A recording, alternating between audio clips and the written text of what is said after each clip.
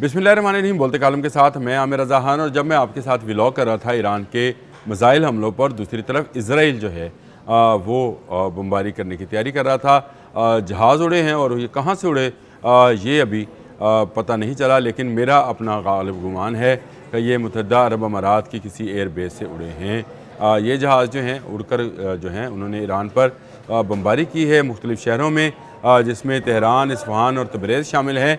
और वो शहर में जो है एक पेट्रोकेमिकल प्लांट को भी निशाना बनाया है। इसके साथ ये दावा किया जा रहा है IDF की जानिब से कि लॉन्चिंग पैड पर भी, ईरान के मिसाइल लॉन्चिंग पैड पर भी हमला किया गया है। ये उस हमले का जवाब है जो ईरान ने इसराइल पर किया था। उसके जवाब में उसने तेहरान, तबरेज़ और इस्फहान जैसे शहरों पर एयर स्ट्राइक्स की हैं। और दोबारा इस तरह से वो जंग जो कि सीज़ फायर की शोर में दब चुकी थी, दोबारा निकल कर सामने आ गई है। और ये मैं आपसे कहता रहा हूँ कि ये जंग बंद नहीं होगी। यहूदी जो हैं वो अपने प्लान पर अमल करेंगे। अभी उन्होंने पेट्रोकेमिकल पर हमला किया है, इसका जवाब कहाँ दिया जाएगा? जो यहूदियों के पेट्रोकेमिकल्स कंपनीज काम कर रही हैं अरब अमारात में। मैंने आपसे कहा कि ये जहाज़ कहाँ से उड़े, मुझे इस पर तहकीक करनी है, मुझे इस पर अभी जो है ख़बरें सामने आना शुरू हो जाएंगी। मुझे लगता यह है कि ये मुत्तहिदा अरब अमारात का अगर कोई एयर स्ट्रिप इस्तेमाल हुई है, क्योंकि ईरान ने जहां हमला किया है वो इसराइल के जो फ़ौजी अड्डे हैं वहां पर किया है। इसमें रामल डेमर है, टेलनॉफ है और नेविटाइम है। और ये वो लड़के हैं जिस पर यह कहकर हमला किया गया है कि ये लेबनान पर हमलों में इस्तेमाल हो रहे हैं और लेबनान पर बेरूत पर IDF ने चढ़ाई की हुई है। उसको जवाज़ बनाकर पासदारान इनकलाब ने इसराइल पर हमला किया। और इन हमलों को बुनियाद बनाकर जो है वो एयर स्ट्राइक्स जो है वो की गई हैं, जो कि खालसतन इसराइल की एयर स्ट्राइक्स हैं। ये मैं इसलिए कह रहा हूँ कि डोनाल्ड ट्रंप तो परेशान है कि अगर मुज़ाकरात का ये खेल जो है यहीं पर ठप हो गया, मुज़ाकरात ना हो सके, जंग जारी रही, तो उन्हें इस जंग में इसराइल को बचाने के लिए, अपने नजायज़ बच्चे को बचाने के लिए कूदना पड़ेगा। सुना है कि डोनाल्ड ट्रंप ने नेतन्याहू को टेलीफोन भी किया है और कहा है कि जो होना था हो गया, जो मिसाइल लगे और जो यहूदी जो जहन्नम वासिल हुए हो गए, अब इसको आगे ना बढ़ाओ। और उसकी बड़ी वजह शायद वर्ल्ड कप शुरू होने में जो एक दिन रह गया है, मेज़बान अमेरिका है इस दफ़ा, अमेरिका, मैक्सिको वगैरह जो हैं ये मिलकर उसकी मेज़बानी कर रहे हैं और पूरी दुनिया की नज़रें इस अमन के खेल की तरफ हैं, फ़ुटबॉल की जानिब। और अमेरिका ये नहीं चाहता है कि इस दौरान जंग जारी रहे। जंग होना ही होना है, जंग रुक नहीं रही है, क्योंकि इसराइल अपने ग्रेटर इसराइल के प्लान पर अमल दरामद कर रहा है। इसराइली वज़रा जो हैं वो कह रहे हैं कि ईरान पर स्ट्राइक करके उसके न्यूक्लियर पावर प्लांट्स को ख़त्म किया जाए। आज उसके पेट्रोकेमिकल प्लांट पर हमला किया गया है, जिसका जवाब अगर अबू धाबी मुत्तहिदा अरब अमारात में दिया गया तो जंग ज़्यादा बढ़ जाएगी और फिर इसको रोकना मुश्किल होगा। ये 40 दिन की जंग जो थी वो कुछ भी नहीं होगी, वो इसके सामने आपको नन्हा मुन्ना सा बच्चा नज़र आएगा। ये जो जंग होने जा रही है इसमें भारी हथियार इस्तेमाल होंगे। ईरान इसकी भरपूर तैयारी कर चुका है।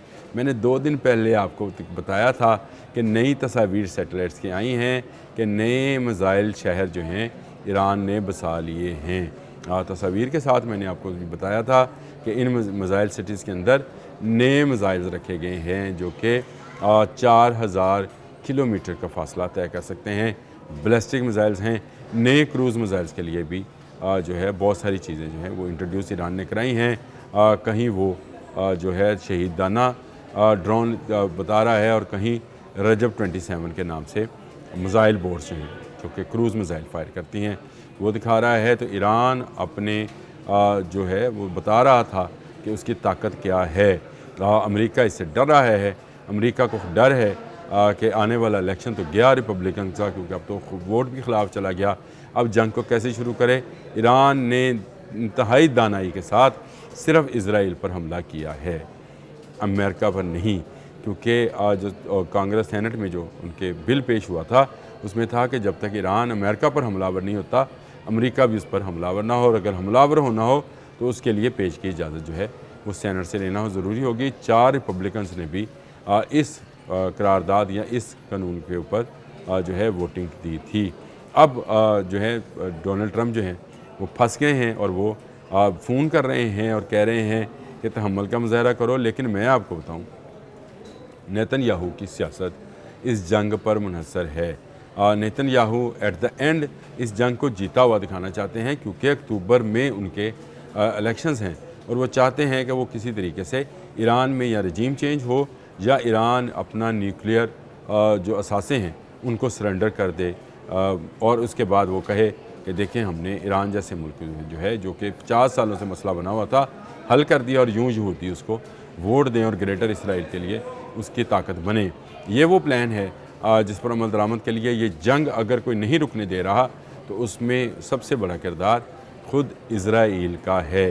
और इज़राइल ने एक ऐसे मौके पर एयर स्ट्राइक्स कर दी हैं जब ईरानी जो हैं इन मुज़ाकरात के बिल्कुल नज़दीक पहुँच चुके हैं, लेकिन अब एक मरतबा फिर ये पीछे हट जाएगा।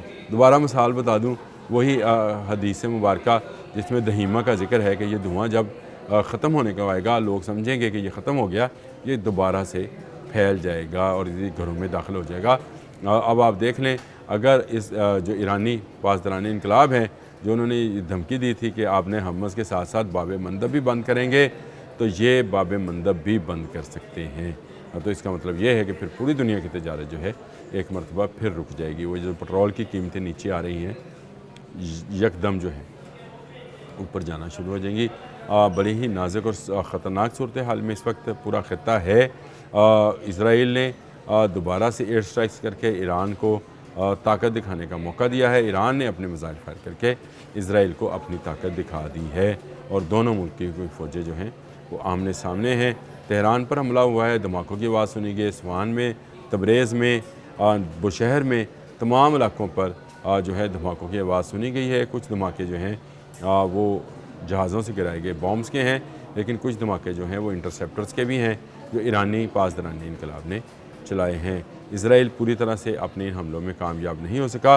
तमाम एटमी असासे जो ईरान के हैं वो महफूज हैं। इज़राइल जो मर्ज़ी कोशिश कर ले, ईरान ने अच्छी हिकमत अमली के तहत अपना दिफा मजबूत बनाया है। उसने दोबारा से अपना एयर डिफेंस सिस्टम जो है उसको शुरू कर लिया, उसको चालू कर दिया है और अब जंग जो है वो बाकायदा शुरू हो चुकी है, क्योंकि लेबनान में पेशकदमी IDF ने रोकनी नहीं, इजरायली डिफेंस फोर्स ने और पासदारान ने इसका जवाब ईरान से इज़राइल को देना है, क्योंकि हिजबुल्लाह जो है वो ईरानी फ़ौज का या पासदारानी इनकलाब का ही एक अस्करी विंग है जो कि अपनी कार्रवाइयों से लेबनान को बचाना चाहता है। किसको? लेबनान को बचाना चाहता है। और लेबनान जो है इज़राइल हासिल करना चाहता है बतौर ग्रेटर इसराइल प्लान। पहला मुल्क जो है वो उसके ख्याल में लेबनान है। अब गज़ा पर भी हमले बढ़ा दिए और लेबनान में भी, तो ईरान तो इसका जवाब देगा। हाँ, ये ज़रूर है कि ये इज़राइली स्ट्राइक्स जो हैं वो ईरान पर भी हुई हैं और पेट्रोकेमिकल प्लांट जो है उसको नुकसान पहुँचाया गया है।